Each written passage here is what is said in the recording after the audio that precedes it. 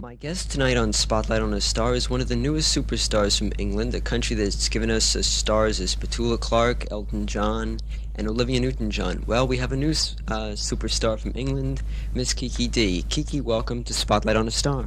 Thanks very much. I suppose that the question that everybody always asks you is, how did you come to your association with Elton John? Well, I'd been making records, for a few years in England, and I'd sort of known him briefly, then from him. He used to back people before he made it as an artist himself. And when it came up that he was going to start a record company, he asked me if I'd like to join, which was great. Now, how'd you get involved with music in the beginning? What was the first step in? First thing was, it's pretty normal, I just used to sing as a kid, and I went to dancing classes, and I used to sing on the concerts and things. That's really how I started. Now, you had a recording for Motown. I think you did an album for them. What was that all about? Right, I had a contract with a record company in England called Fontana.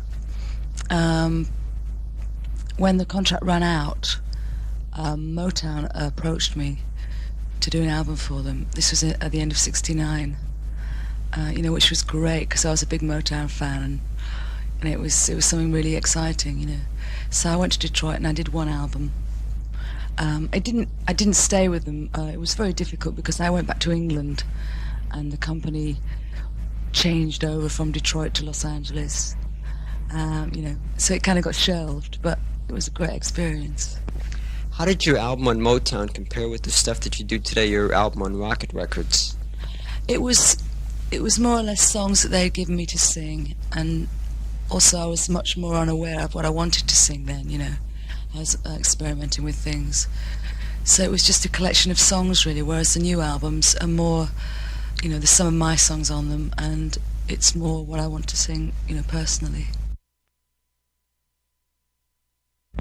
And I understand you have a new album coming. When can we expect that? Hopefully within 2 or 3 weeks. What will this album be containing? It's got some of my songs on it.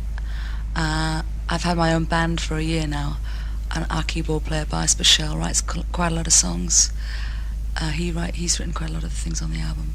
So it's all, connected with the band. Is this stuff very up-tempo, or is it more the slower ballads, or what? It varies. It's, some of it's funky, some of it's mellow, some of it's moody. It just, it's just very varied. Do you have a special preference to the type of material you really like to perform? Do you like the really up-tempo or the really slow stuff?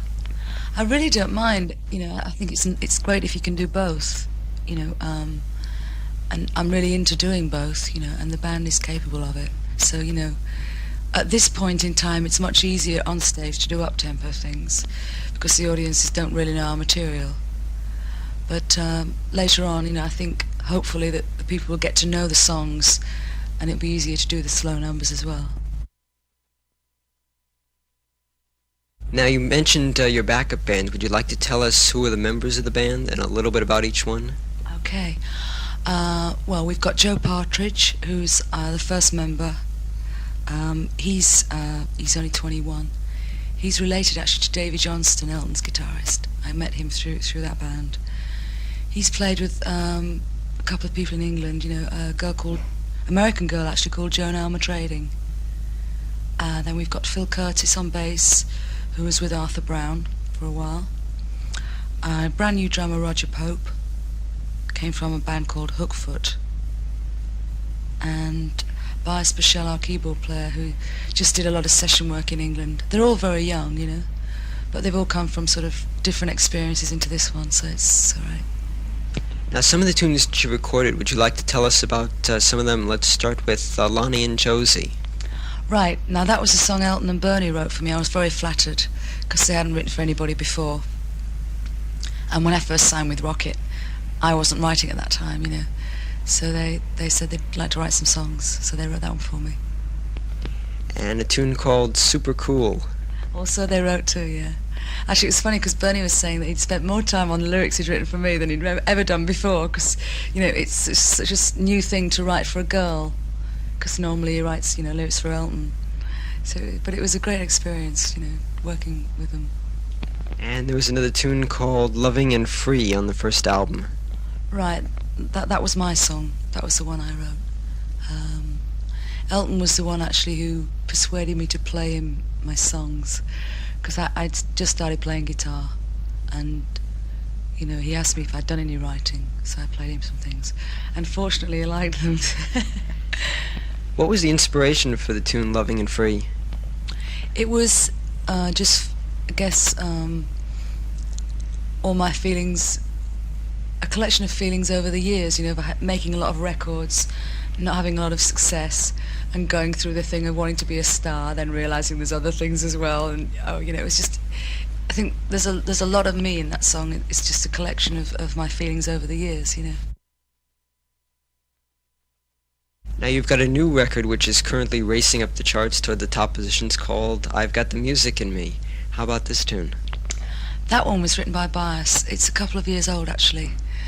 He's so funny. We were looking for material to do on stage, and we asked him if he got any up-tempo numbers, and he said, "Oh, there's this song. I'm not really sure if it's any good. If we could do it. So he played it to us, and we all freaked. So it turned out to be the single. How is the tune doing? It's doing really well. I'm not sure quite where it is this week, but I know it's still got a bullet. I think it's about 50 or something. I can't quite believe it, actually, at the moment, but it's really exciting. Have you ever considered doing a duet with Elton John on one of his records, or having him on one of yours? Well, actually, funnily enough, I sang on one of his tracks on Yellow Brick Road, and he sang on my album a harmony with me. So we've slightly done it. You can't really tell who it is, but we were thinking of maybe doing something together in the future. Now, when you're not busy, how do you like to spend your free time? I'm trying to find out that. Oh dear. I really don't have that much, and I usually spend it just with friends, I mean, music people, I suppose it's like any business, you sort of tend to socialise with the same people, same kind of people as yourself. So we usually sit around listening to music all the time, I'm a complete music freak. Do you have any favourite performers? Oh, quite a few people, yeah. I mean, there's so many talented people around, writers, singers, people like Joni Mitchell. I love to listen to her. I saw her in concert in London and it just knocked me out completely. And then again, in different vein, I love Aretha Franklin, vocally. There's just so many good people around. Now, about your name, Kiki Dee, is that your real name, or is it short for something, or what is what? Well, no, it's not actually. When I first got a record contract, the record company decided that I should have a short name. That was very much the thing then, just a few years ago, that you had to have a short, catchy, cookie name. So they said, "What about Kiki?" So I took it, and at first it was very strange because I really wasn't sure if I could handle being called Kiki. As a sort of, I think there's a cartoon character or something, parrot called Kiki, and there's a few sort of silly things like that, But I sort of, then over the years, over the few years that I've had the name, I've really got into it now, so it's very much me. Now, since you've been touring here in the United States, has there been something that you've really wanted to do, something that you've really wanted to see in the United States or do? Yeah, there's so many. It's so difficult on the road because, you do go to a lot of places, and this is a second trip, so I'm kind of remembering a little bit about places that I went to before. I'd like to spend some time really just looking around, not while I'm not working. I haven't been to Disneyland yet. I mean, I'd really like to go there, and I'd like to see San Francisco. I'd like to look around. I mean, there's so much here to see, it's such a big country. So maybe sometime I'll take a few months off and just hike around, have a look around, Now, you've performed before English audiences and you've been performing before American audiences. How do you compare the two, or maybe there is no comparison? Basically they're the same, I think. American audiences get much more enthusiastic, which is great. Because when I first came over, I was very worried, about sort of supporting a really big name like Elton, when all the kids are really desperate to see him, and you sort of wonder what the reaction will be when you walk out, and they're going to say, "Who's that?" But they're very warm. They get very excited about the gig before you're going on. There's a lot of noise in the auditorium, you know. Whereas in England, they're much more reserved. And it's a good feeling when you come out and, you know, everybody's hot, you know, for some music. So. Now, what's it like working with Elton John? Everybody wonders, you know, is Elton John a lot of fun to work with, or what? He's a complete loony. He's great. He's, you know, all the people I'd ever worked with before, because you knew he produced my first album.